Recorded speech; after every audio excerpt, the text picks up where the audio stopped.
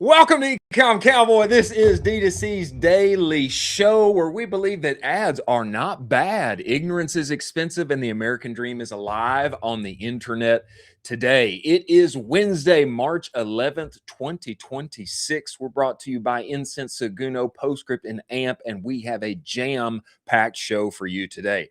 Amazon's vibe-coded outages are causing headaches for engineers. Whoever's idea it was, big corporate is not happy. Chomps is launching 3 chicken sticks designed to get share of plate at your breakfast table. Is this a genius big brain idea? Can they make a dent inside of your breakfast menu? We shall see. And there's a whole lot of people getting sued. Element and David Protein, hate to see it, but we will be joined by Nick Wetta, founder of West Major, and Cherene Aubert, CEO of Growth Capital. As always, I am joined by my partner in crime, Colin Doherty. Colin, get in here. Get inside this show. Let's go. Big day. Big day. Woo! Big day. We're going to kick this off with, I would say, the man who is bringing Western wear back to the Wild West of the American frontier. He is, from afar, I would say, a craftsman, a manufacturer, and a marketer, all rolled into one. I am talking about Nick Wetta, founder of West Major. Get in here, Nick. Get in here, Nick. Let's go. Look at that. Yes. Yes. Brother, you are looking like Wyatt Earp with that mustache. Very appropriate for the work that you're doing. And American is apple pie with that flag in the background. Welcome to the show, my friend. Thank you, guys. Thanks for having me. Man, we have been looking forward to talking to you. I would say, as I spoke in your intro here, you really appear to me as a true craftsman who loves what he does. And what you're bringing into the world, I would ask, just for our audience and for people who don't know, man, give us the motivation behind what you've done with West Major. Why bring Western shirts back to be made in America? Why make it hard on yourself? You know, why not just outsource it like everybody else?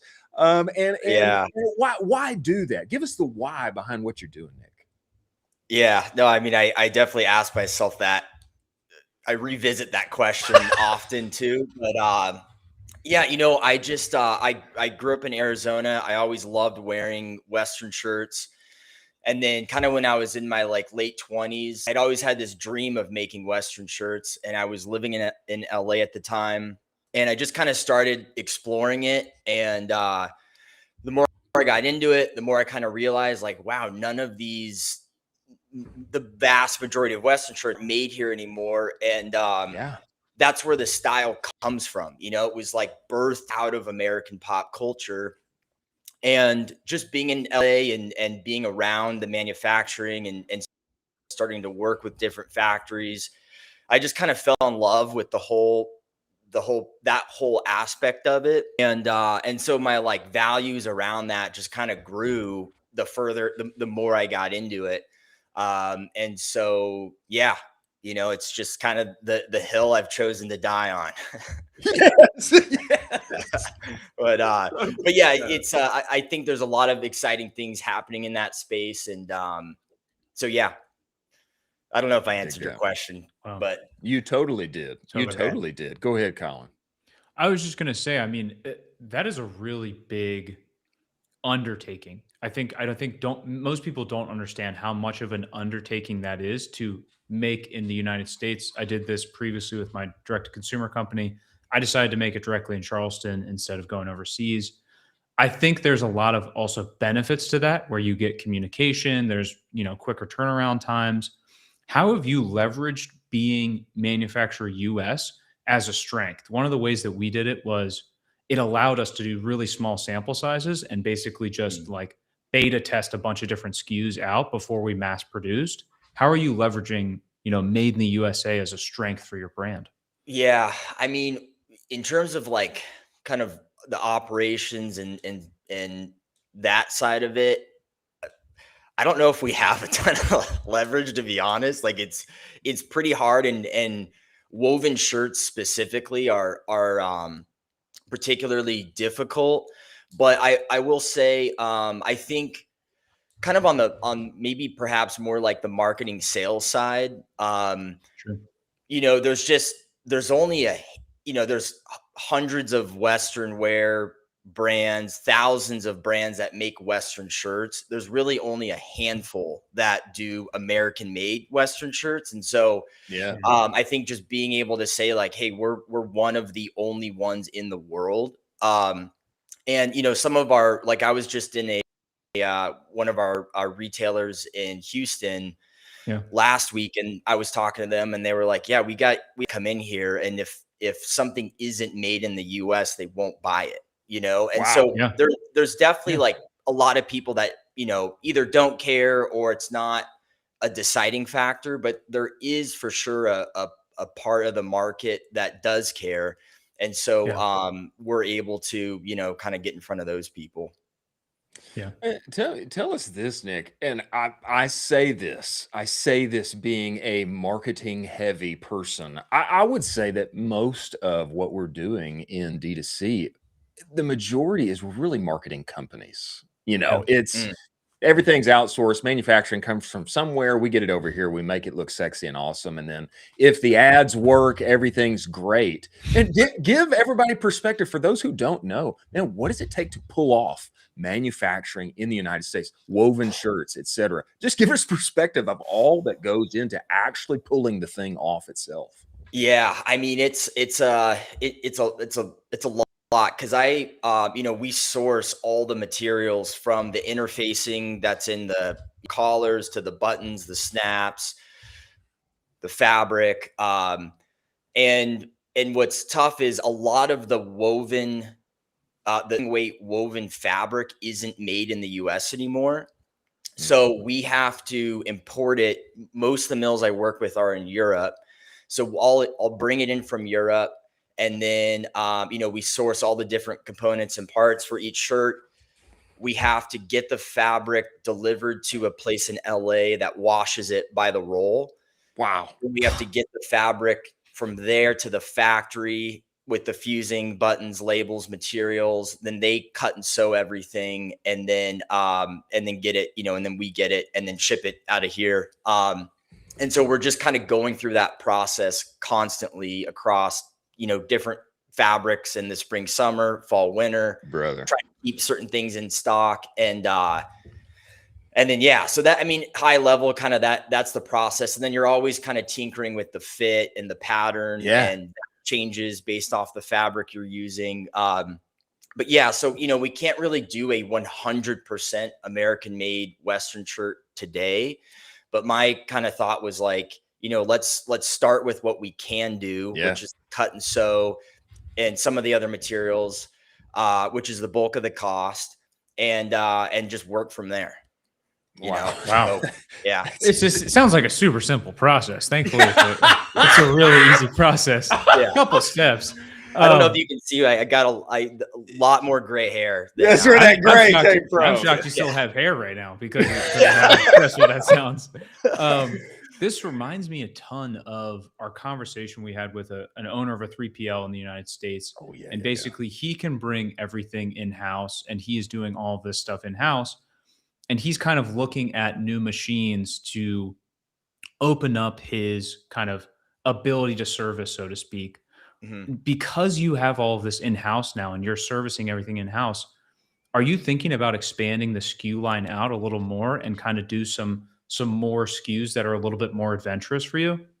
I want to hear you talk about that houndstooth flannel, Nick. That's what I want to hear you talk about. That thing is juicy. Yeah, it is. Yeah, it's we so the actual cutting and sewing of our Western shirts, we contract that out to there's 3 different factories that we work with. I've tried to do that like here in-house in our office. It's just like you have to be so good at sewing on like a single needle machine and so fast. So it's kind of, but then we're making these chore coats. I call it the desert chore coat. We're actually manufacturing those here in Arizona, and then we're putting all the hardware and snaps on in the room behind this wall. So we're kind of we're kind of getting there slowly, and then we're working on a couple new products as well. Right now we've got something interesting happening with some belts possibly. And then some other kind of accessories. So the Western shirt's always going to be like the hero product, but I'm kind of slowly kind of building a world around that. And what's cool is there's some other stuff like, knits, leather goods, some other categories where you can do 100% American made today. So that's exciting. I've been watching you expand on what you're offering in the shirts and everything. I feel like men are this way. I know that I am. Once you find something that you love, you just stick with it forever. That's kind of how I work, at least. Man, tell me about this houndstooth flannel. I know that you got the corduroy. I know that you got the chambray. I mean, you got a lot of different materials, but I have never seen a houndstooth flannel exist, especially not in a Western shirt form. I mean, where did you get this thing? What's it take to pull it off? I can't imagine it's easy to pull that kind of product off. For sure. Yeah. I mean, and flannel particularly is tough to work with. It can like fray a lot and stuff in the sewing process. And then, but yeah, that fabric comes from a mill in Portugal that makes like really, really cool stuff. And, I think like a big inspiration for me was vintage Western shirts. And I grew up where I would go to thrift shops and you just kind of go through those racks and like, you just see all this different, unique stuff. Brother. And that's kind of the experience I'm trying to bring, where it's like, we're not quite there yet, but every time you come to the site, we just have this different collection of really like timeless, easy to wear Western shirts in different fabrics, but everything's also kind of unique and like unlike anything you've seen before in kind of subtle ways. So when I saw that particular fabric, I was like, this is awesome. I've never seen this before, but it's easy to wear. You could wear it forever. It's never going to go out of style. And that's kind of the decision-making framework I look through when I'm sourcing different fabrics. Timeless. Wow. Yeah. I mean, Chris and I have talked about this on the show numerous times. People are pushing back to the timeless, the piece of material that is going to last them a lifetime. And they're really focusing on this as a buying behavior. I see what you're building. And I think this could be an incredible opportunity for your influencer program and how you're seeding this out. Are there people you're thinking about kind of seeding this out to, or people you'd want to work with and basically make your Marlboro man of you guys specifically? Yeah. I mean, definitely, there's maybe no one off the top of my head, but but yeah, I'm kind of always, thinking about stuff like that. And, we've had some cool artists and people order our shirts over the years. We made some shirts for the last season of Landman. Yeah. Cool, Yeah.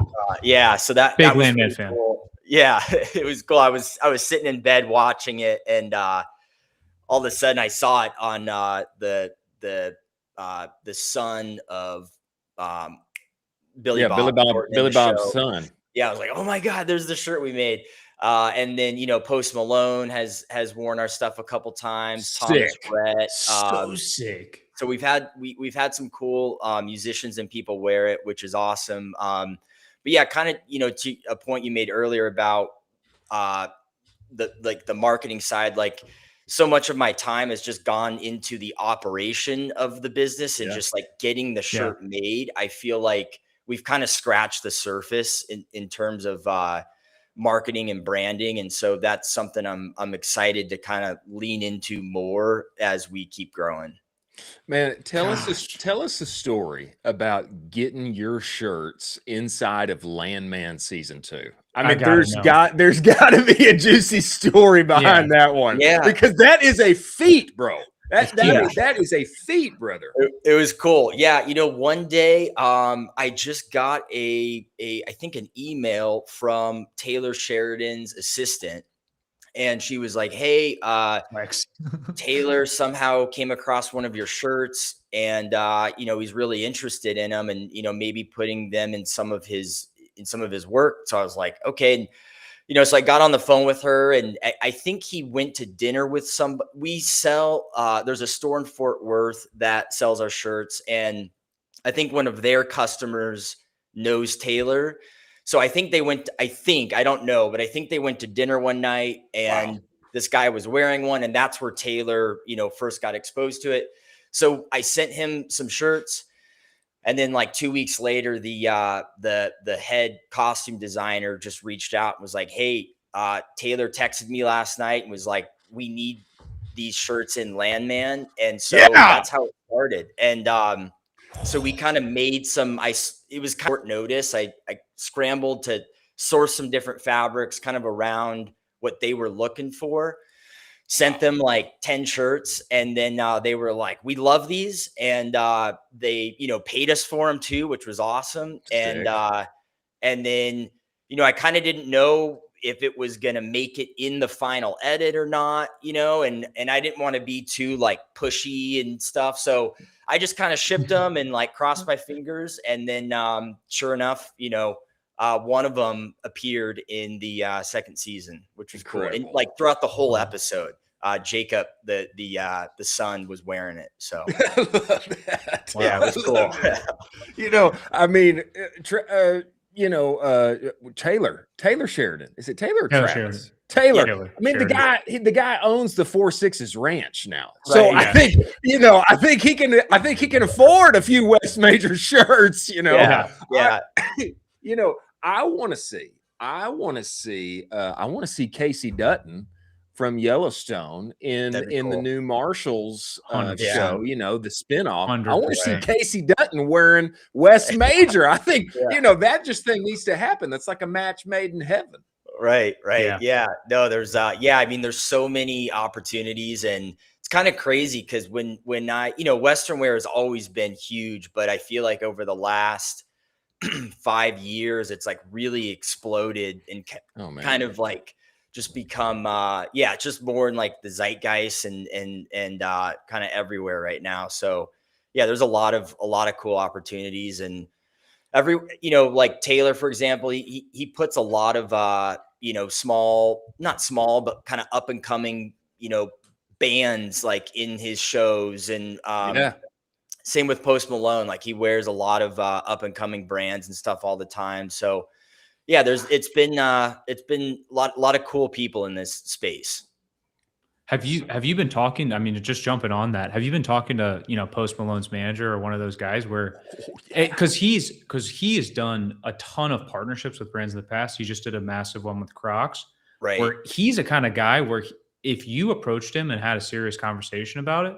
Right. I think he would be totally down. Totally down. Yeah, I know. I've definitely thought about it. You know, he launched his own Western brand last Oh, year. Come on. So I don't know if like you know, I don't know. I don't know. I haven't, you know, had that conversation with them, but I'm for it. You know, people have asked me, you know, what do you think about Post Malone's brand? And kind of like I said, he's put a lot of other small brands on the map, you know, and Yeah. I know a lot of brands that, you know, leather goods and different companies that he's and he never asked for anything for free. Like him or Wow. his stylist team buys it, you know. So Yeah. I'm all for, you know, the rising tide raises all ships, and Yeah. in my view, and so I'm all for it. Wow. Nick, tell us about this lifetime guarantee, free repairs for life, brother. I mean, Right. Unreal. you're doing something there. I think that combined with, hey, American made, the quality that you're producing. I mean, obviously that's compelling when you Right. buy that. Tell us about, I mean, did that feel risky to offer that? I mean, a lot of people in our space would say, please don't do that. Don't do that, you know. Yeah. Yeah. Just tell us about making that work. Yeah, I mean, it's you know, the shirts are expensive relative to other Western shirts on the market because they're made here, and so I guess I just felt like, you know, one thing we can add is like, you know, free repairs for life. So if you ever lose a snap button or you tear the shirt, it's super rare. Wow. Like it, you know, I probably get 2 people a year that, you know, have some kind of issue like that.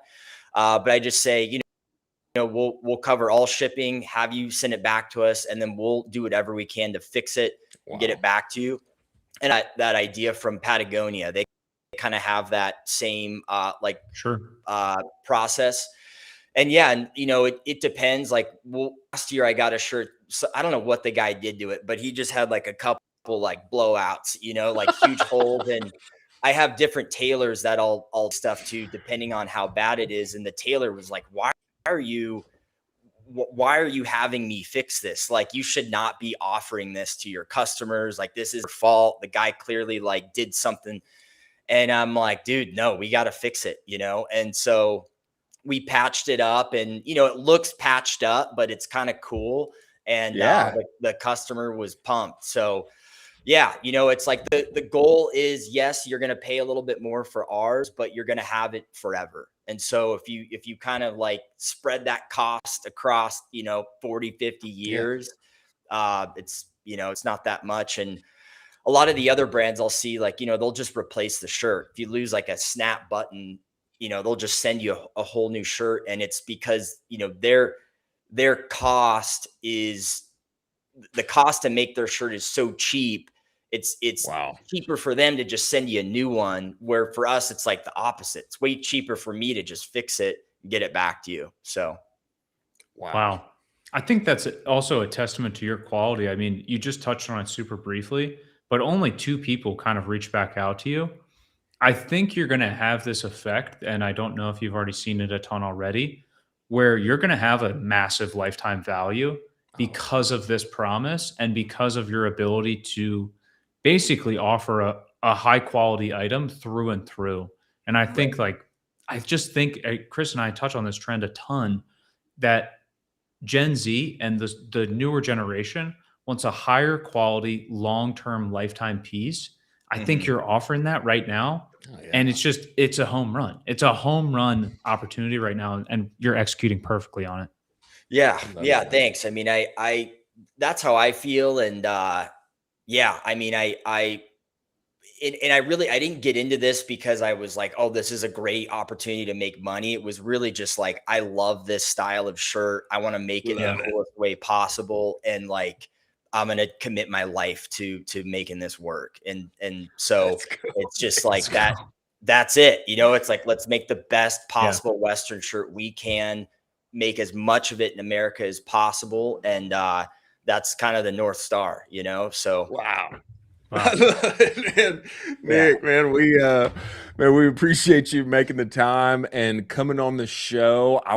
Before you get out of here, I want you to tell us what you're excited about in 2026. Anything that you can, sprinkle out there, that's fine. We'll gladly take that. And tell everybody, man, where to find you and where to go make the next best purchase of their life, brother. Yeah, so we, we're on X. It's at West Major MFG. I'm still trying to get the at West Major handle. All right. So if anybody knows how to help on that front, let me know. But on Instagram, we're just at West Major. Westmajor.com is our website. And we're in some retail stores across the country. I think we're in 14 right now. We just got into a new one in Chicago, which is pretty exciting. Nice. And then, we're just, we've got some really cool fabrics that we're going to be turning into some awesome Western shirts this year. Our chore coats are getting better and better. And then, we've got some new products that are pretty awesome. Like over the last year, I've been putting myself more in a lot of, just our videos and stuff.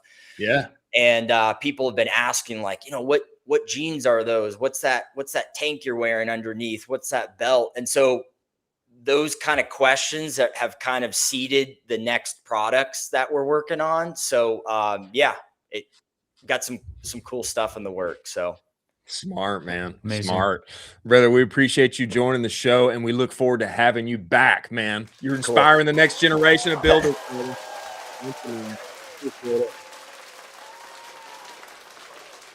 Wow. What an inspiration, brother. High quality product. That's what it is, folks. That's the gold standard of an operator you want right there. A lifetime. It's funny. He touched on it. He's thinking about this business in a 50-year time frame. Yeah. For the quality of the product. Yeah, that's a guy who's making it happen and making it happen at the highest level in terms of quality. You can tell when you talk with him, he is a true craftsman.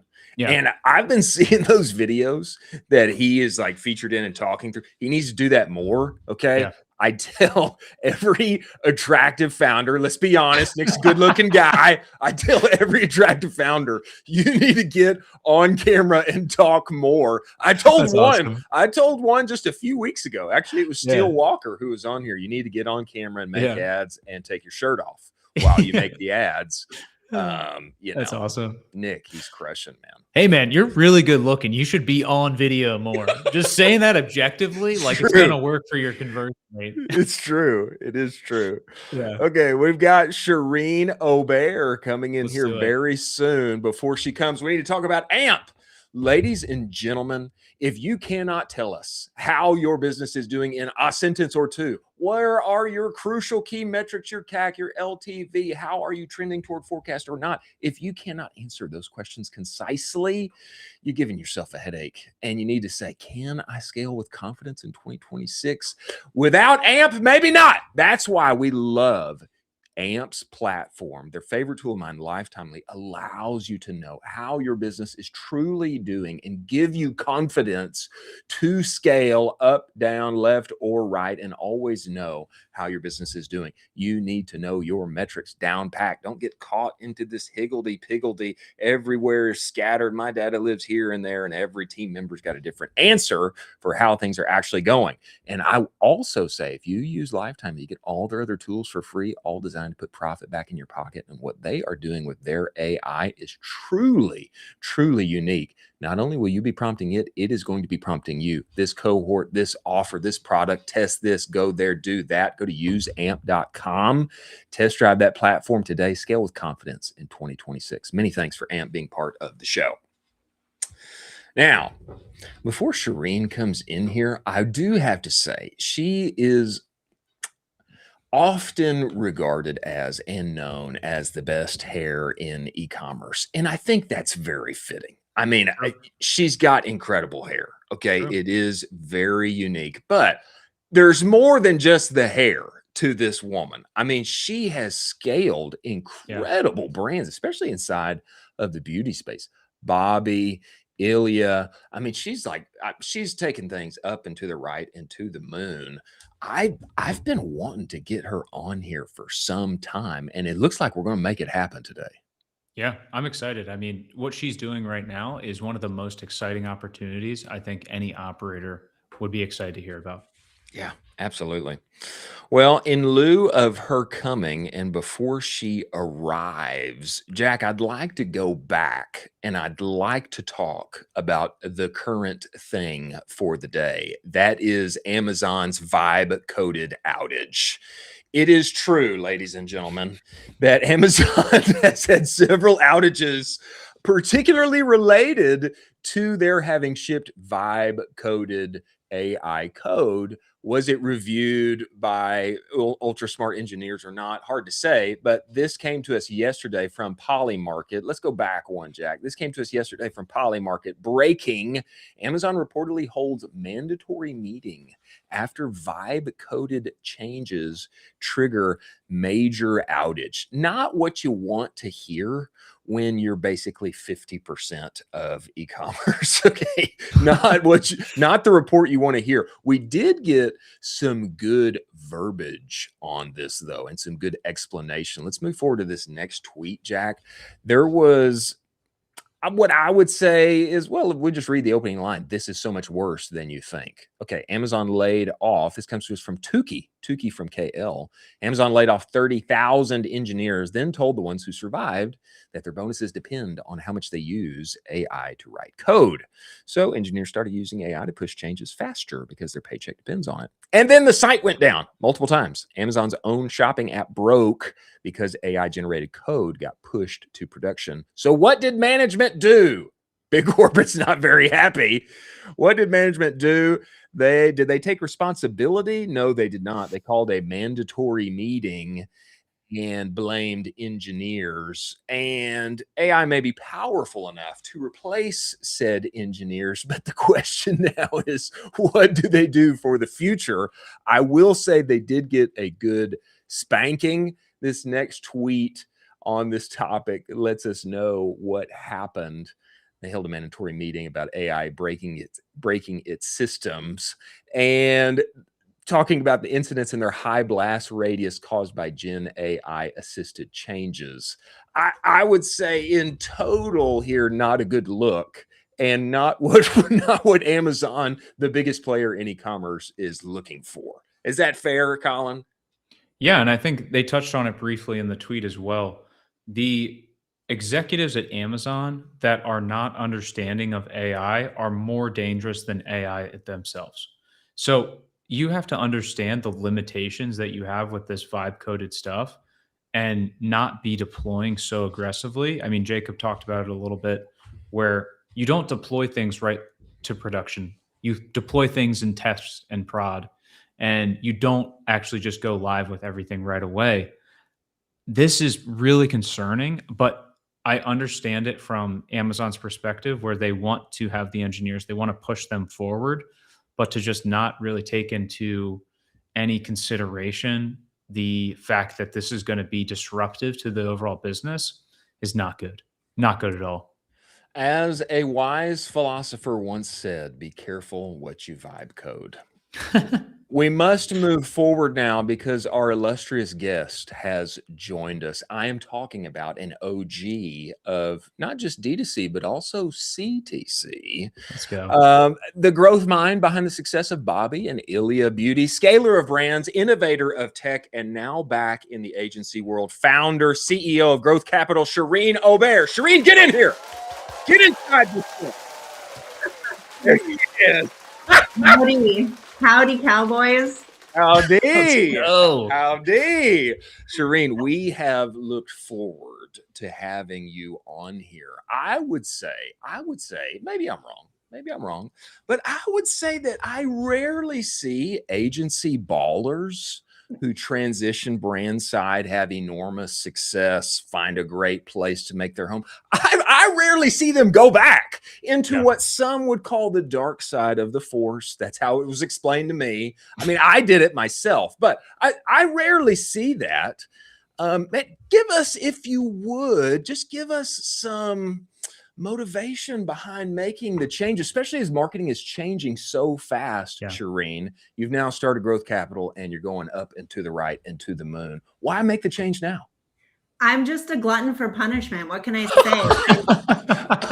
I love to be punished by not only the people on my team, but the clients. And, no, I'm just, but yeah, I agree with you. I left the agency and I was like, I'm never going back to that dark place. It's a dark, dark place. I quit my dream job and I was like, I'm just going to take on a couple clients and, figure something out, maybe start a brand, maybe build some tech. And the agency muscle memory just came back. And I was like, wow. Oh, I got clients. Now I got to build the team to support the clients. And now I'm getting more clients. And oh, shoot, I started an agency, I guess. I love that. I love that. Seriously, like, we're at this pivotal time. Some people call it a Sean, but really, like, we're at this time where AI and tech is changing the way that you can build a business and build a service business so much more effectively. And the hardest part about building an agency is training people and teaching them to think the way you think. Yeah. So I'm like, well, I can just 10x myself with all of these tools and be everywhere at once. And that's the premise. Smart. Wow. Smart. That's incredible. Could you talk a little bit about, because when you go to Growth Capital, it's just sign up for a wait list, which is also pretty baller. Just, hey, sign up for our wait list. We don't have time for you right now. Could you talk a little bit about what you guys are doing specifically for services? We had Jacob previously on the show. He is just an absolute knower of ball, and he's incredible that you've been able to work with him. Could you talk a little bit about what you're doing for brands? Yeah, I want to first and foremost apologize to all of the people who've signed up for the wait list and haven't received any outreach back.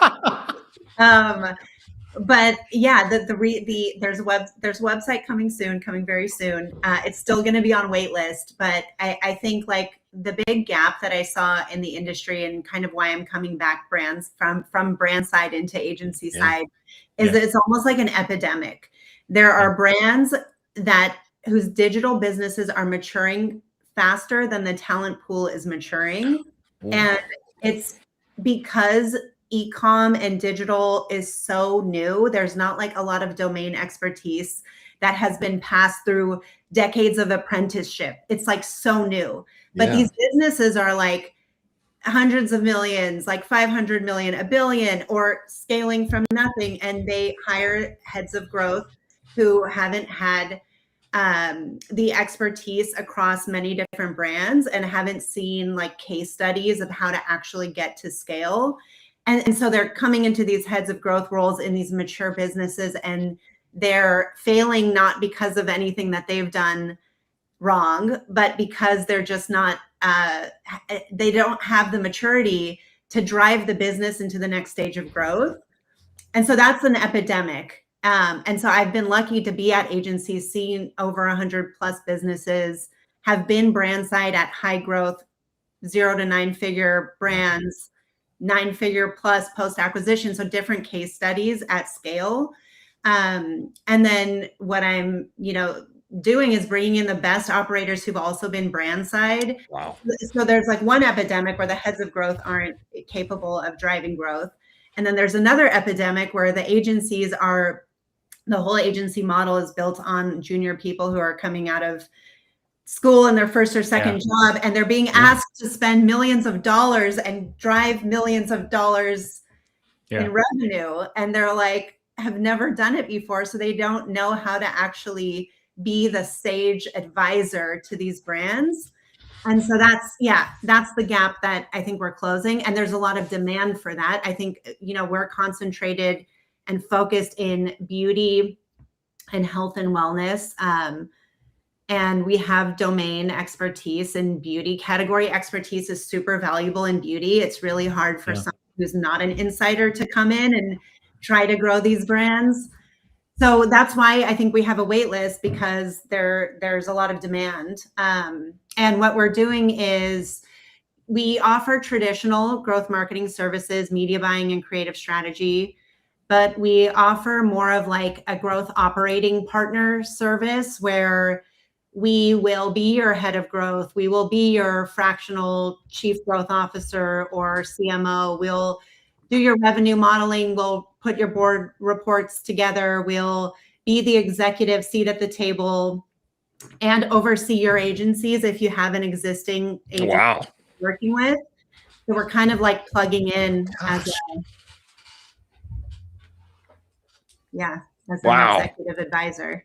It sounds to me like essentially what I get is Cherene is what it sounds like. It sounds like I get Cherene's mind and I get Cherene's systems and I get her methodologies for, hey, if I'm out of my depth or my marketing lead is out of their depth and we're going to places that we've never been before, then we can get her AI software enabled, enhanced mind and capabilities inside of my business. That's what it sounds like to me, which that is a compelling offer, Cherene. I mean, especially for where you've already won and shown, incredible successes inside of your career. That sounds like a juicy offer. Thank you, Cowboy. Well, tell me this. I mean, I feel like the train has left the station on Sean. I mean, I feel like that moniker is going to stick. Yeah. I mean, I do. I feel like it's kind of stuck. But I've been catching breadcrumbs, all over Twitter. And Chris Mikulin said this, and I quote, as of late, he said this, Cherene, you have built the most impressive agency operating tech I've ever seen, end quote. That's big. That's big. And I would guess that's part of where you've had Jacob's mind share involved. I would guess. Can you open the cupboard for us a little bit on what Chris is talking about there? Yeah, Chris is so kind to say that. And now we have a lot to live up to. But basically Jacob and I started working together. I was like, hey, I have a project. You want to work on it? And here are the frameworks that I have. Like, here's how I look at a business. And he's like, cool, let me turn it into software. So we worked together very iteratively on what I think is like my secret sauce and plus what he's capable of doing. And it's been an internal tool for the last 5 or 6 months that we've been using. And it's like the operating system of the agency. So all client documents, all meeting notes come into it, marketing calendars, brand books come into our software.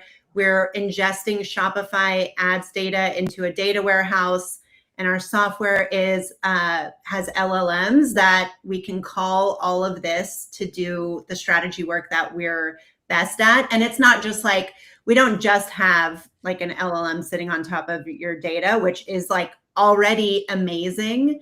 But we have the ability to push it into documents and presentations.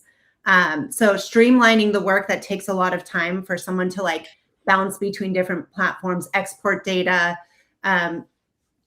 refine it and put it into a client-facing presentation. We found ways to kind of automate that. And then we've also built like frameworks that I use for forecasting, for email calendar planning, for, ad account audits and creative strategy. So it's really like, we just hooked some AI into my prefrontal cortex. Yeah, you did. And the team access to it. And then, I've been experimenting with agents. And I think one of the most interesting things that we found is it's really hard to get people to adopt software. I think this is like, in a big company, it's impossible to get someone to adopt a new software. That's why so many established businesses are having a hard time adopting AI. So I brought an agent into Slack. Jacob connected it to our database and our data warehouse. Love. And now we have a member of the team that, something that would take a member of the team a week to do because their plate was full. We can have this agent do tasks that would take, hours. It can do it at scale in minutes. And then the team is reviewing it, making sure that the strategy is sound. That's what we're trying to do, is figure out our workflows that can streamline what we do so that the team can focus on like the harder stuff, which is the nuanced strategy that AI can't do. Love. Wow. That's absolutely incredible. Cherene, when you're thinking about, you're looking at these businesses, and I'm so sure you have seen some trends that have come out of these businesses. And, you know, for any 7-8 figure brand owner that's listening, and you could throw something up on a billboard and you're saying, hey, I see this all the time. I wish you guys would pay attention to this one thing. What would that thing be? Oh, that's so good. There's more than one. I mean, I think the two biggest issues that brands have is they don't know at all how much to spend, and they have no clue what scaling spend means for their EBITDA. So like we do scenario modeling, we do it weekly with our clients, and we're like, hey, this is how we're pacing. This is what it means for EBITDA versus our budget. This is how we can over deliver on EBITDA if we make these changes. And we have every KPI forecasted by day. We have it rolling up to like a monthly revenue model. So that is like tying your revenue model to your media plan and your daily is one. Maybe I'll give you three instead of one. Please. The other one is, I think a lot of media buyers are pretty disconnected to inventory planning and inventory forecasting. 100%. So you open up an ad account and you're like, oh, the number, like the majority of your spend is going to one of your bottom collections and your bottom products, and your media buyers like, but the CPAs are great and the ROAS is good, so I'm going to keep scaling it. But they have no clue that you just bought $10 million in inventory of some other product that carries your whole business. Yeah. So I think like tying your media strategy to your product strategy is like underrated. And then it's a forcing mechanism to get your creative strategy to then fall in line with your product strategy. So then you're focusing your creative effort on your actual product sales plan. Yeah. That's a huge miss. And then just content. Everyone is just really bad at making content. Second session we can spend time on. That's amazing. It is amazing. It is amazing. Yeah. Cherene, I kind of, and I mean this in the most complimentary way possible. I think very much of the person that I am about to reference. He was a key, crucial mentor in my life and career. You are Taylor-ish, holiday-ish to me, in the sense that I feel like when you talk and when I listen to you, you're peeking around corners, around like what's just ahead, which Taylor is all the time doing and referencing and talking about what's coming. When you look at marketers inside of our space, when you look at brands inside of our space, what assumptions are we still living with now that will very quickly or already are no longer true? Yeah. What's coming that we're not prepared for? Do you see generally in the space? Ooh, scary. Good one. Good question. I mean, I think anticipating is such a fun game. Like anticipating what's going to come is super fun. But this goes back to like what does it mean to actually be a good marketer? It goes back to like, what does your customer actually care about? And that's what everyone's missing. And I think we're kind of planning for this like, you know, super futuristic future, which is like good. Yeah, let's plan about it. Let's daydream about like how agents are going to do all of our shopping and everything's going to be hyper transactional. I think that's fine, but like that's like one common theory that I hear. But then if you look at businesses that are omni-channel and have Amazon as a part of their mix of business, Amazon is probably growing faster for many businesses than their other channels just due to consumer behavior.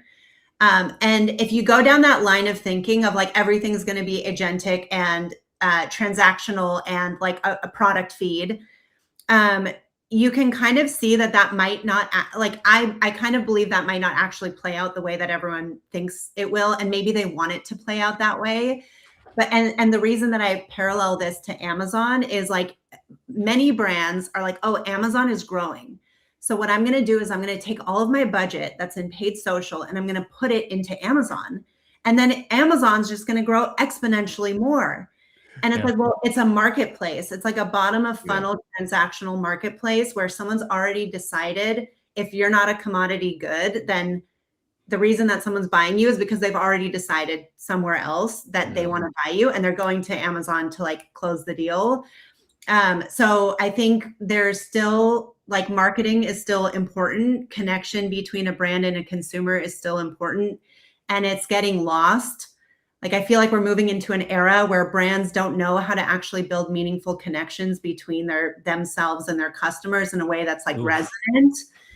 And so there's just going to be this need for marketers who actually understand how to have cultural relevancy, how to understand the customer and know who they are and how to talk to them. And yeah, we've been living in this era of like, we've been leaning too far into this like performance and data driven marketing. There's still room for like delighting customers and giving them a good time. Know thy customer, dear marketer. It's wise words. I just imagine Orange John rejoicing over here and the Taste Boys all winning about taste and brand moving forward. Orange just like, yeah, let's go.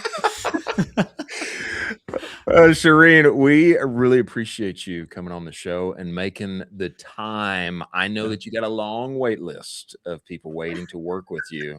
I want you to answer one more question before we get you out of here.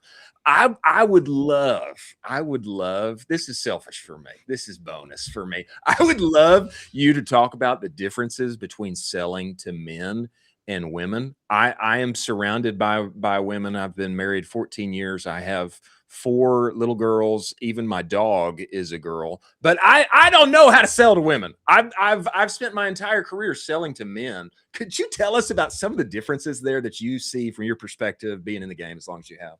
Yes, the first core difference is men don't want to buy anything. They just like have to buy things. So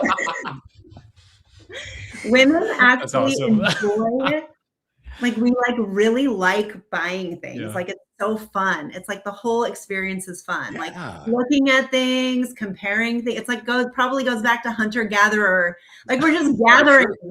We're gathering a bunch of stuff. And so like, yeah, I think that is probably something primal about how men and women shop that's different. But I don't know. I think it's just fun. I think it's fun. And I think like it's really, you have to understand how fun it is. That's a good point. That's a good point. Experience. Yeah. Hunter-gatherer. There's a lot to think about there as well. A lot to think about. Well, Cherene, as we all exit the echo chambers of the sea of sameness in marketing and upskill ourselves and listen to you more and get out into the future, we hope that you will come back. We appreciate you making the time, and we look forward to talking to you again. Oh my gosh, I would love it. It was so much fun. What do cowboys say when they're leaving? They say howdy when they're like joining, but yeah, they say adios. They say adios. Yeah. Yeah, adios. That'll work. Adios, cowboys. Or see you later. Thanks, Cherene. Yeah, exactly. That's amazing. You're a poet right there. Yeah, as we all exit the sea of sameness, I don't even know where you pulled that from. That Echo chambers of the sea of sameness. I feel like I'm talking to Emerson right now. It's not even Chris anymore. Know thy customer, dear marketer. You know, there's something to, communication, what we do, boiling down large amounts of information into memorable phrases and half sentences. You know, Cherene, I did not get to ask her about some of her tech usages. I'd love for her to make the case on why I need to be on OpenClaw. I feel like she's one of the biggest OpenClaw ambassadors that exist with her Liam bot and all of the things. Not to insult Liam by calling him a bot or a clanker, but yeah, a lot there. And essentially, I mean, this is my takeaway. She has used AI to productize herself. That's what that's what it sounds like to me. Exactly. This is what this is backed into, where I feel like we're approaching this point where there's going to be Chris productization. Somehow there's going to be Colin productization, and you basically turn this into agency, and you are just constantly dumping context into an agent who can work 24/7 all the time, doesn't sleep, and it's just rocking and rolling. I think that is what she has just hit a home run with. I think she mentioned a good point too, in that digital e-commerce online, it's such a new space. And that is the case. I mean, even early internet 1.0, we're talking about the late 90s. So I mean, we're talking Yeah. 20 or 30 years. Facebook ads hadn't even been around that long. Yeah. And so there is, I mean, it makes sense why there would be a talent gap for people having had experience scaling 0 to 9 figures, 9 figures to exit, beyond exit. It makes a lot of sense, and why there's not a kind of established, not internship, but passed on education and development inside of talent. It makes a lot of sense. I hadn't really thought about that before, but I've felt that. I mean, I've felt that in my own career. Once we started reaching a certain level of revenue, I'm like, okay, I hadn't been here before. What blind spots do I have?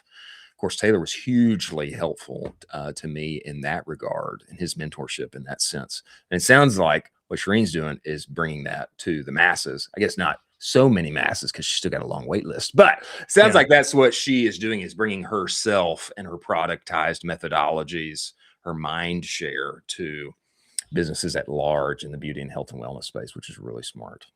Absolutely unreal. She's basically figured out, this is a little bit hyperbolic, but she's figured out how to clone herself into becoming the fractional head of growth for multiple companies, which is unreal. Yeah, unreal and very smart. Now all that's left is simply to upload her consciousness to whatever internal LLM that they're working on. Jacob, love this. He's gonna figure it out. Get Elon's product inside her brain and upload that consciousness, and then it's over. She'll be continually scaling brands even beyond her time here on the earth. Perhaps. Wow. Well, as we move forward, let's talk about incense. Incense, ladies and gentlemen, we all want better ads, don't we? Of course we do. We do. And we want them to be featuring real humans. That would be nice. But if we're being honest, the process of finding the right creator, getting them involved, negotiating usage rights, etc., it's so disjointed and it's frustrating. That's why Incense exists, all in one UGC and influencer marketing platform that actually makes creative scalable, all in one place and space. A vetted creator marketplace, automated influencer outreach, built-in campaign management, content delivered in as little as 14 days. Okay. This is much better and so much more than just finding a random TikTok that wins. It's about building real relationships with real creators and getting real creative that scales. They also have a managed service if you need that, can't handle the expended energy and time internally. Go to incense.pro. You can test drive the platform for free. Tell them Colin and I sent you. Get creative that scales. Make it easy on yourself in 2026. Many thanks for them being part of the show. Moving forward here, some very interesting stories. And the first one I'd like to hit is that there's a report now. This comes to us from Anthropic.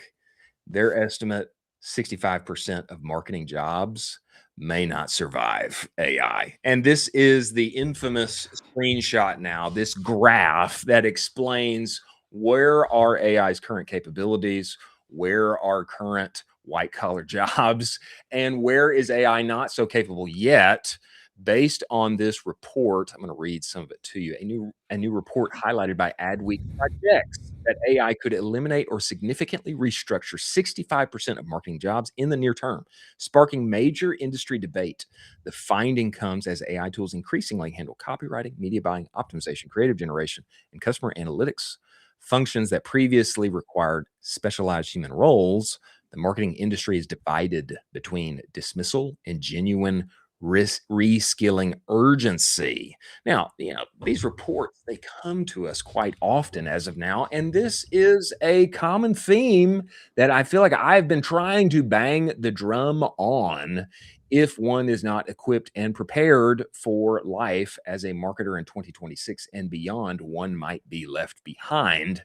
That's why we have people on here like Cherene and Cody Schneider and all of the rest here to talk about how to actually upskill yourself and prepare yourself for the marketing jobs of the future. I would say that this is a warning to be heeded. It is concerning. And what's not covered on all those AI capability tools are the jobs that everybody told us to avoid growing up in high school. Hey, if you don't graduate and go to college, you're going to be stuck doing manual labor, working construction, having a service job. Well, come to find out, actually, those are all the jobs that AI is least capable of replacing. Yeah. But anyway, what's your takeaway? What's your thought? What's your impression as you see this, Colin? Yeah, I would say one of the things that we repeatedly talk about in this show with a trend that we're seeing is the fact that if you're an organization and you're in the marketing department and there's multiple people in there, the leadership needs to know that you are the best physical person. That's right. When it comes to AI. They need to know this, because what's going to happen is leadership's going to start to talk, and they're going to be like, gosh, I just don't know what's going on with the rest of this team. Some of these people, they really aren't adopting some stuff. But this guy Thomas is doing AI stuff all the time. This guy's super interesting. I bet you he could probably do a couple of the things that we're asking 2 or 3 people to do. Let's keep him on. We love what Thomas is doing. We love the energy he's bringing. And he's a forward thinker. He's thinking about how we can push the business forward as AI improves our business efficiencies. That is how you should be thinking about this from an employee standpoint, how you should be focusing with and to your employer, leading up back to kind of give yourself that safety and give yourself that runway. When Cody Schneider was with us, he said a few provocative things, and 65% is a provocative number.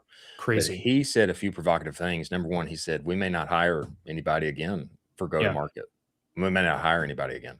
Yeah. And then he talked about how, hey, there's a specific member of our team who is a dog. He is a killer.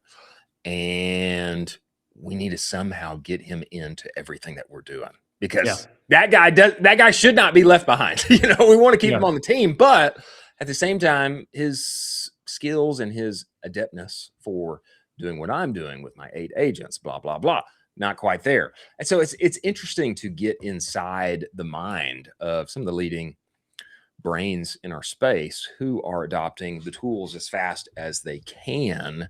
I do think that Anthropic has a real point here. I mean, just think about the full scope of marketing, interpreting consumer research, commissioning consumer research, analyzing data, sizing markets, segmentation, brand strategy. Okay. Positioning, pricing, customer journey mapping, forecasting, briefing, budgeting, all of that are things that AI can do. All of it. Well, maybe it doesn't do it so well, but more importantly, they're making 257 micro adjustments inside of the Facebook ad account within 24 hours. I mean, that's one of the most important things that AI can do that hopefully your paid media specialist is not doing. You know what I mean? Perplexity Computer, it gave itself away on that one. Yeah. Maybe there's still hope for us yet. We got some time. We still got some time. As long as they're making that many micro optimizations, I think that we do have some time.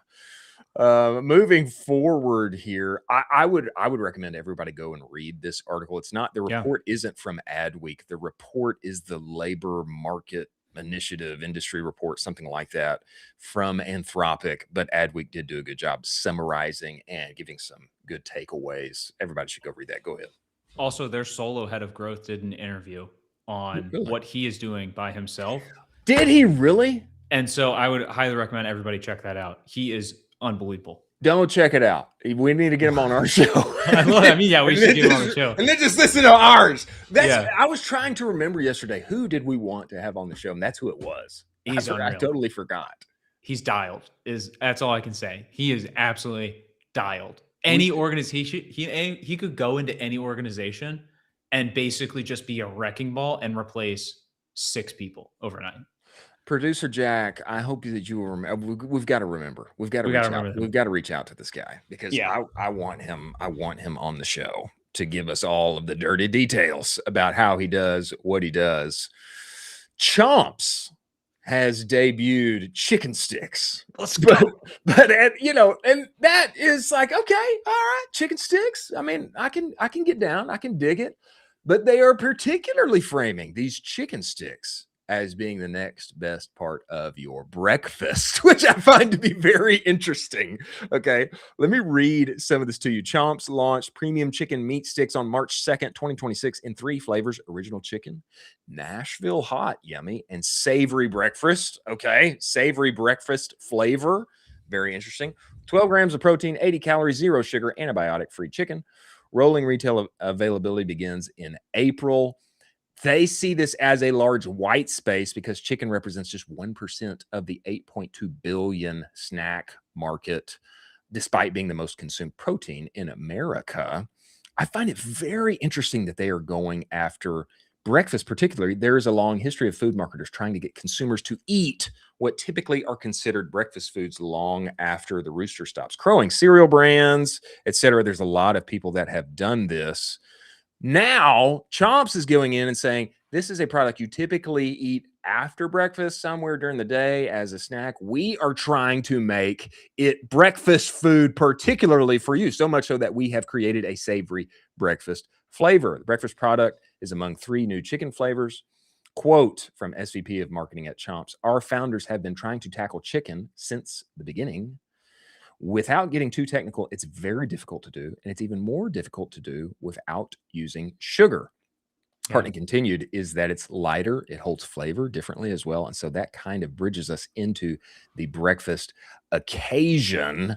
There is most definitely a protein craze among us, and Chomps has done considerably well riding that wave.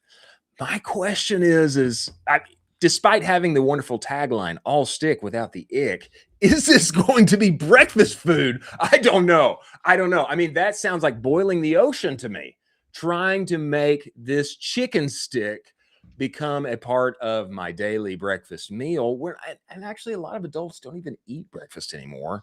I think this is going to be a hard row to hoe. I'm not sure that this is the right positioning for this. Absolutely wrong, Chris. Absolutely wrong. You know I'm right. You know that I am right. Wrong. I'm so excited for Chomps to take on big cereal because that's my enemy too. Right. When you're trying to, keep your weight in line, you're trying to get healthy, it's super important for you to have a healthy protein alternative to sugary cereal, really bad cereals. And this is a perfect positioning for this. You can see a ton of people that are trending with the GLP-1s and all of the peptides. So they're going to have less of an appetite, more of a focus on protein density. And so this kind of fills that void. Also, you can have this as a grab and go snack where a lot of people are super busy on the go. Kind of got, crazy morning. You got to deal with the kids. You got to get everybody packed. You got to get everything going. You got to be on the road. I can't really put together a bowl of cereal. I can't really put together eggs or anything like that. But I can grab a Chomps. I can get some protein in. I can be a little satiated for the day. Maybe it'll carry me a little bit towards lunch. This is going to be a home run. Also, the Chomps team behind this is incredible. So this is going to be an absolute home run. We're going to see, hopefully, we can get somebody from the show. We can get somebody from Chomps to be on the show. We should. And we're going to see this in 6 months. This is going to be a grand slam. Okay, I think I get where you're going with this. Yeah. At first, when I thought about breakfast, I'm like, beef jerky? Jerky for breakfast? I mean, it's just like not going in my brain.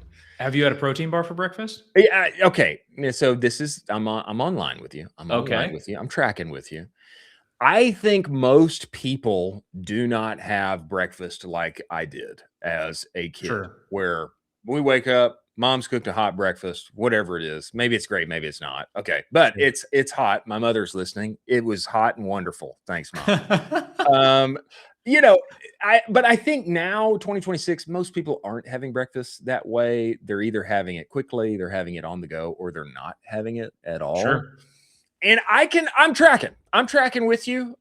Maybe I didn't get the fresh plate of eggs that Mama just cooked up, but if I want to get a little something on the go that's still healthy-ish, pretty healthy, I want some protein, I can grab this chicken stick that is savory breakfast flavored, doesn't have any sugar, and it's something other than just the protein bar or the Nutri-Grain bar or whatever else I was going to eat. I don't have to mix it up in a smoothie. That's troublesome.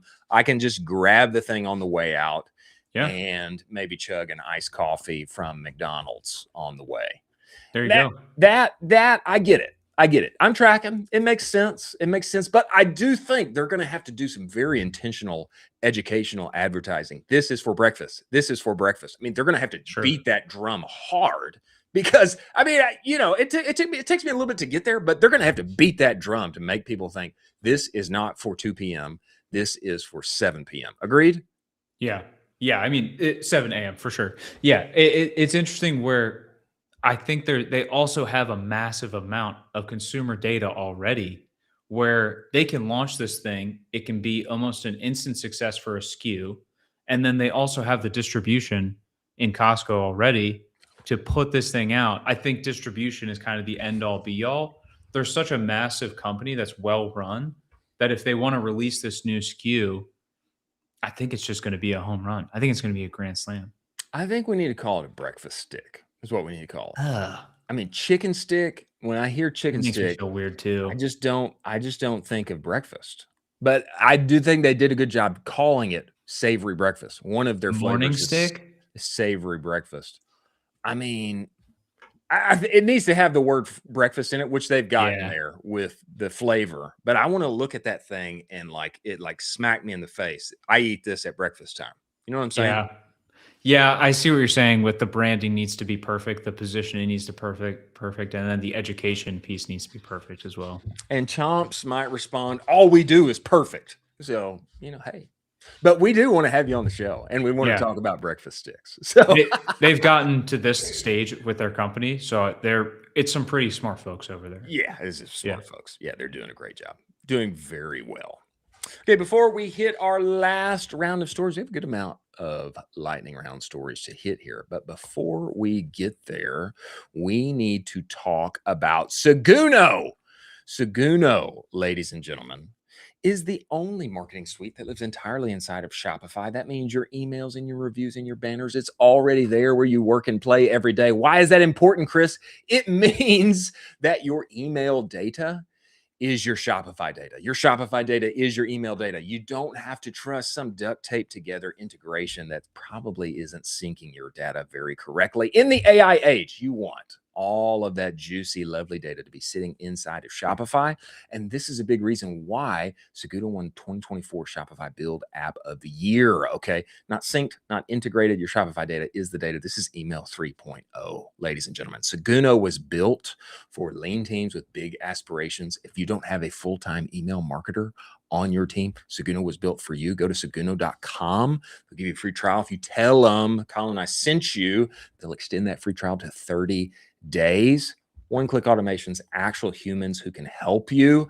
Go to Seguno, get your email right. And many thanks for Seguno being part of the show. As we move forward here, very interesting story came out yesterday that we touched on, but some more developments to it that I think we should get behind and review here. Why did Zuck buy Moltbook? Why did he do that? Why did he actually buy the thing? I'm going to read the tweet that the person explained here. This is an email interaction coming from Zuck that the tweetor is using to imbue some reasoning behind what Zuck is doing. You can bring us back together here, Jack. I'm going to read this tweet from this person because I think this really gets at what may be going on behind here. This comes to us from Prakash. If you don't understand why Zuck had to get Moltbook, number one, Zuck believes there are a finite number of different social mechanics to invent. Once someone wins at a specific mechanic, it's difficult for others to supplant them without doing something different. Okay, number one, finite number of social mechanics. Number two, Moltbook, he believes, has invented one of these social mechanics. Number three, he does not care if 50% of Moltbook was prompted by users. In fact, this is better for him because he's more uncertain on AI agent attention value than human attention value. That's interesting. Uncertainty about AI agent attention value. Number 4, that a large number of accounts were faked is so irrelevant. What matters is that every OpenClaw instance awakes knowing or finding out that Maltbook is the social site for claws. Number 5, in effect, the mimetic gravity of Maltbook has been established. I love that phrasing. Mimetic gravity of Maltbook has been established, even though it might have been fake. Number 6, this is Zuck's genius. And he referenced the letter that he's pulling a lot of this explanation from. I find it interesting, to say the least. There are a limited number of social mechanics. Yeah. These guys invented it. The meme warfare has already been won. And everybody on OpenClaw, all the agents awake every day, or maybe they always stay awake. I don't know what it feels like to be an agent. I don't even know that they feel. I guess they don't. But they awake every day knowing Maltbook exists. I must buy. And he has taken it. I thought this was an interesting explanation. Your thoughts on it? Yeah, absolutely. It's just kind of Zuck seeing around the corner of things where, he sees the fact that, agent social networks are going to be a thing moving forward. He already sees who the first mover is. He already sees who has distribution, who has traction. This is a classic Zuck meta playbook. Someone enters into a new space, new vertical. Okay, Instagram, I'm going to buy you up. Snapchat, you're going to enter into this new vertical. Okay, Snapchat, I want to make you an offer. I want to buy you up. Sorry, rejected. Snapchat's going to scale instead. And it's very interesting where Maltbook comes out, same type of thing. All right, Maltbook, I'm going to buy you up.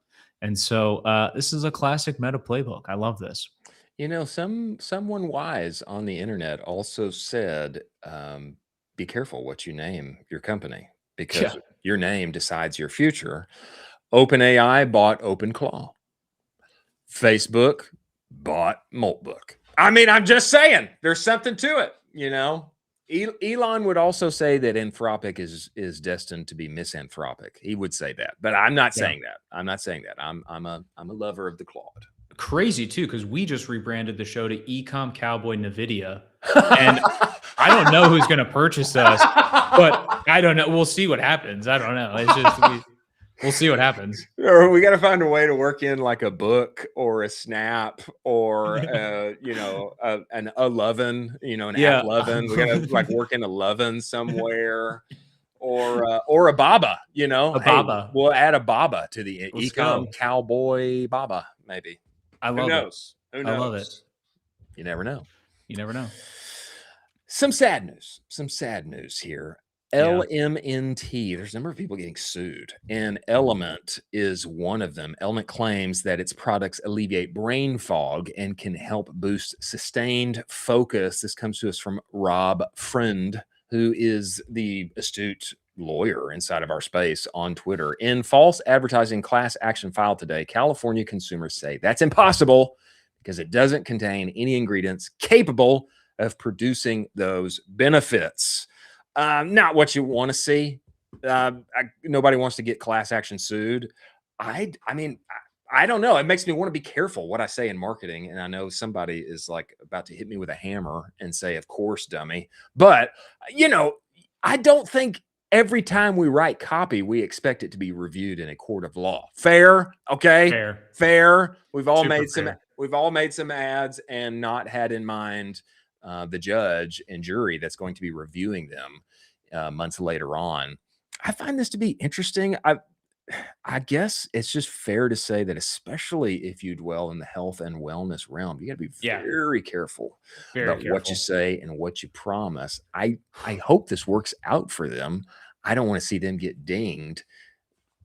I don't like it. I don't like it. It's not fun. I also see it as kind of being a little lame where, I would hope the consumer is smarter than this, where they would do their own research on the things that they're putting in their body. But I understand that we have regulatory practices in place to make sure there's no bad players. But I can promise you, Element's a good player. This is one of the good guys, one of the success stories in the space. You don't want to see these types of guys get class action lawsuits, because then it basically will push out other incumbents to come into the space, capital coming into the space. It's not good for the space. I don't like it. I think also it's a little ticky-tacky. It's like, exactly. What, brain fog? Okay. Well, Yeah. maybe some people did get. It helps me. genuinely- Yeah, I took one this morning. It helps me with brain fog. maybe their brain fog got lifted and alleviated. Yeah. What ingredients help brain fog? I mean, that just feels like so. It feels mushy. It feels mushy. So subjective too. It feels very subjective. Yeah. This helped my brain fog, or it did not help my brain fog. Okay, well, how do you measure brain fog? Yeah. This feels so ticky tacky. Yeah. I hate that. Don't like it. Now, there's another court case here. This next court case, maybe not so ticky tacky. Okay. Class action lawsuit has been filed against David Protein. This tweet comes to us from Megan Nivold, and she had this to say. We've got her screenshot here on screen. And what she had to say was LMAO. I'm going to read the screenshot for us. A class action lawsuit filed against David Protein on January 23 alleges that the brand is misrepresenting the calorie and fat content of its coveted bars, violating both state and federal consumer laws. According to the suit, the protein bars contain significantly more calories and fat than advertised, 83% and 400% more, respectively. The complaint against the company includes test results from a, quote, accredited laboratory that found the bars contain between 268 to 275 calories per serving, over 100 calories more than the company states, and between 11 and 13.5 grams of fat per serving, a vast difference from the 2 grams advertised. Now, I'm always inclined to side with the people operating in our space. Maybe this was a bad batch. It does happen. I don't know how you can prevent ever there being a bad batch going out there, but this one feels a lot less squishy and a lot more hard and data dialed. If you're saying it's 2 grams of fat and actually it's 11 or 13, that's a horse of a different color. That's huge. This is as close to a death sentence for a brand that there is, because once you lose trust of the consumer to this extent, along with calories and fat, the discrepancy, this is a massive deal. This is totally different compared to the last story we just covered, where this is directly affecting the health of the consumer if they have some type of diet need, or they're trying to hit certain macros, or they have certain dietary restrictions. This is very, very bad. This is not good at all. David, you got to stop being the bad boys of CPG. You need to start playing this game in a clear, nice way. And I'm shocked by this, because once you lose the consumer trust at a macro level, it is almost impossible to bring it back to a level that they need to bring it back. Well, maybe it's a bad batch. Maybe there were a few bad batches. Do you know what this reminds me of? There was the creatine gummy scandal that happened a couple months ago. Yeah. Where basically they took the top 15 creatine gummy companies. Yeah. They threw all those into a third-party lab, and they were like, give us the creatine levels for all of these. Yeah. There were 2 that actually matched what they advertised. One was Create by Dan McCormick. Shout out Dan McCormick. Shout out who actually Dan. put in a couple percentage points more than what was on there. And there was one other out of 15. And so I appreciate this third-party testing. If this starts coming out and you just start throwing all the protein bars at it, and we find these massive discrepancies, and this becomes a database and all of that, is not good. It does not look good for them. Well, I hope that David doesn't catch a CoffeeZilla YouTube video. If they do, that would be bad. I hope that this was just a few bad batches, but that's pretty hard data there. I mean, it does say an accredited laboratory. I don't know if it's just somebody in their garage, but it does say they're an accredited laboratory. Be a story to follow. See what happens. David releasing ice cream very soon. With maybe 500 calories, and it says 300 calories. Could be. Might as well just buy Natty ice cream. We might as well buy Natty instead. Might as well just buy Natty. We had Tyrell on here the other day, and Natty looks awesome.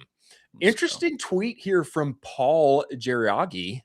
I never say Paul's last name right. Paul J. It's hard. From BK Beauty. Yeah, it's hard. He tweeted something here that I did not know. And I think everybody needs to know if they don't know. I did not. This was of note for me. Did you know that GMV Max has ROI protection in TikTok Shop?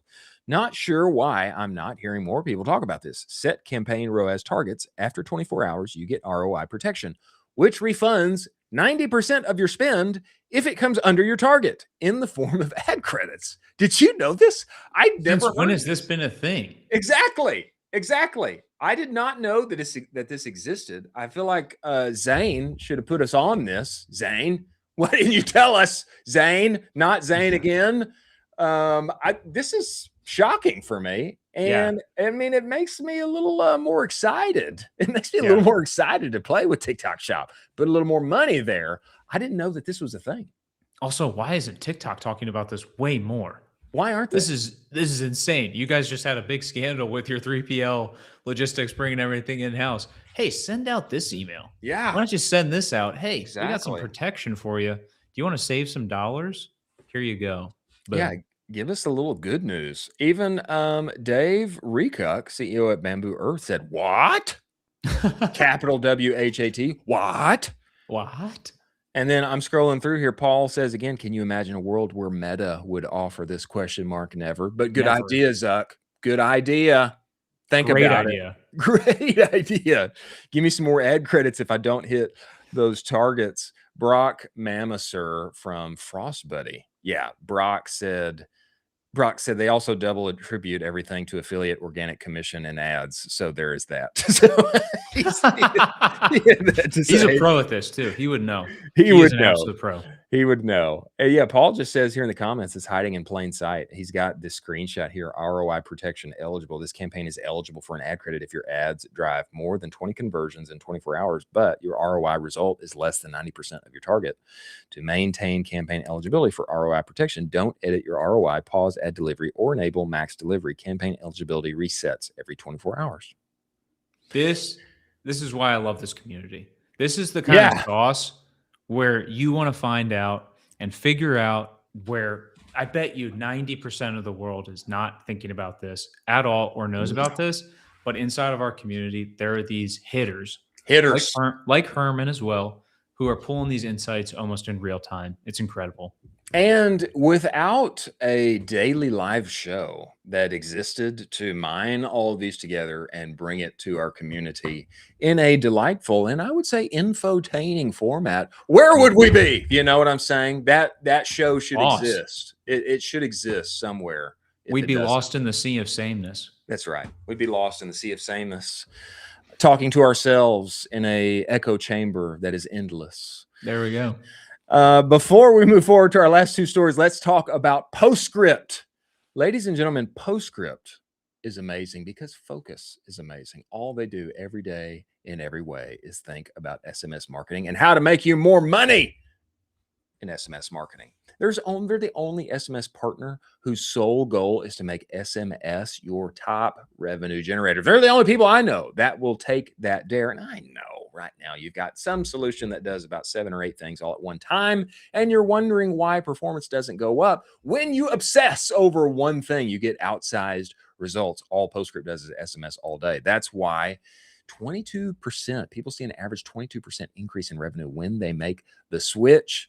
Why does that happen, Chris? Because of all they're doing with their AI shopper, because of all the conversational data they are mining and helping you know about your customer base. Now, I have to say, I didn't see a 22% increase. I saw a lot more than that.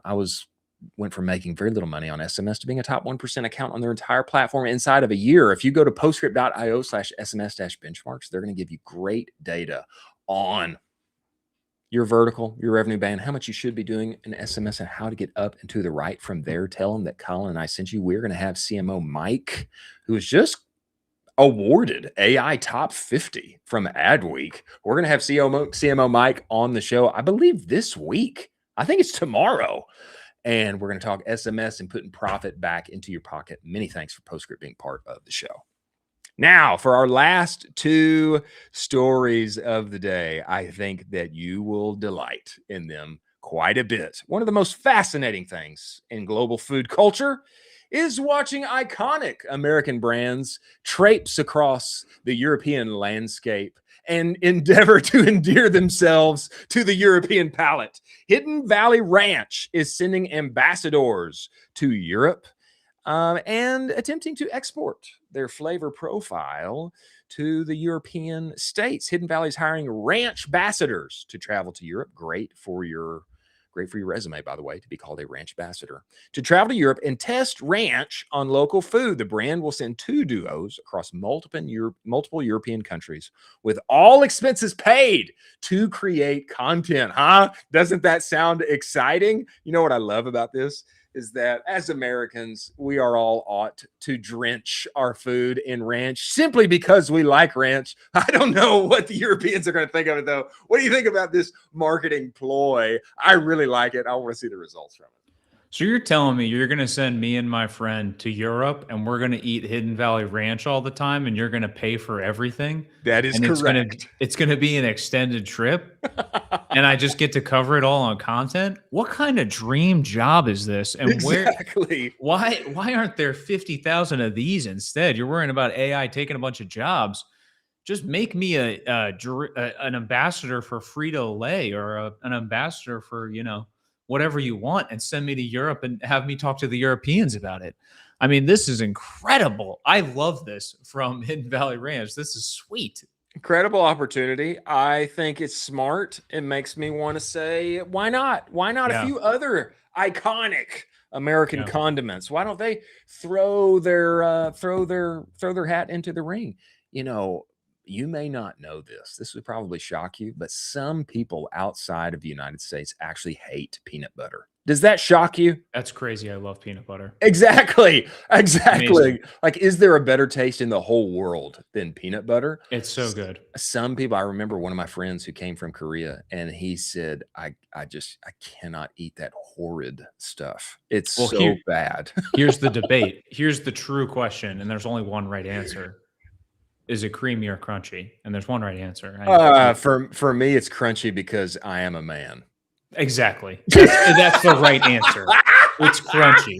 It's awesome. It's awesome. It's awesome. Yes. Yeah. Give me that texture, baby. I want that extra crunch in there. Yeah. Hey, how about like Louisiana red hot sauce? Somebody needs to take that over there. There's got to be some other American condiments that would crush Franklin's barbecue. Just head over there. Yeah, exactly. Or Rudy's barbecue sauce here in Central Texas. Huh? Wink. Come on.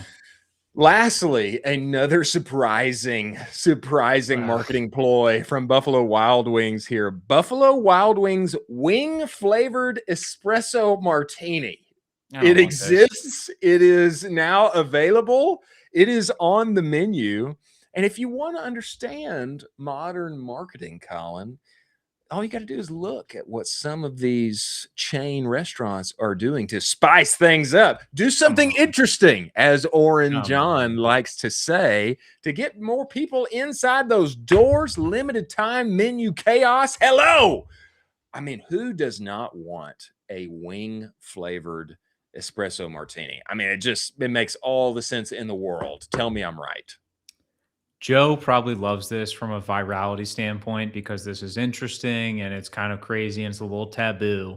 Yeah, exactly.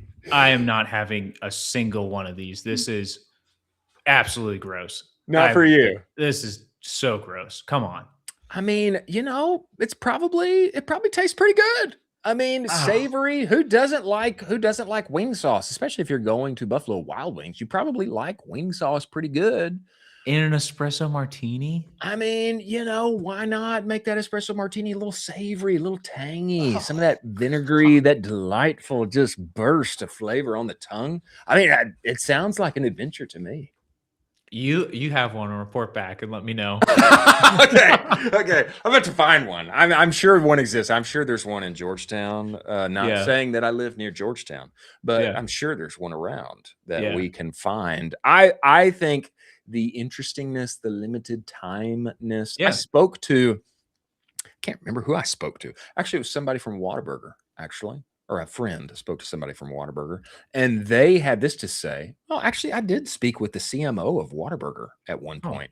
And Their take was that these limited time offers, it's frustrating sometimes. You love the McRib. Where is the McRib? Why is it only available in certain times and places? It is because when they make that limited time menu option available for only this period of time, they sell more in that limited window than they would throughout the entire year if it were always available. And, when you throw in some weird tastes and some exotic combinations like a wing flavored espresso martini, why not? I can't remember the last time I've been to a Buffalo Wild Wings, but I'm thinking about going to one now because they made a really weird drink that probably won't exist for forever. That's fair. I agree with that. That's fair. Modern marketing. Be interesting. Many thanks to Nick from West Major for coming on the show. What a true craftsman who is doing it the American way. We should call him Captain America is what we should call him. I mean, he's got the blue eyes, he's got the handlebar mustache. I mean, the guy looks like Wyatt Earp, and he is championing manufacturing here in the United States. Many thanks to Cherene for coming on and telling us about how she is productizing her brain and making it available for beauty and health and wellness brands inside of our space. And many thanks to Incense, Seguno, Postscript, and AMP for making this show possible. We've got some exciting guests coming up tomorrow and Friday, going to be bangers. We will see you on the other side. Thanks for joining us.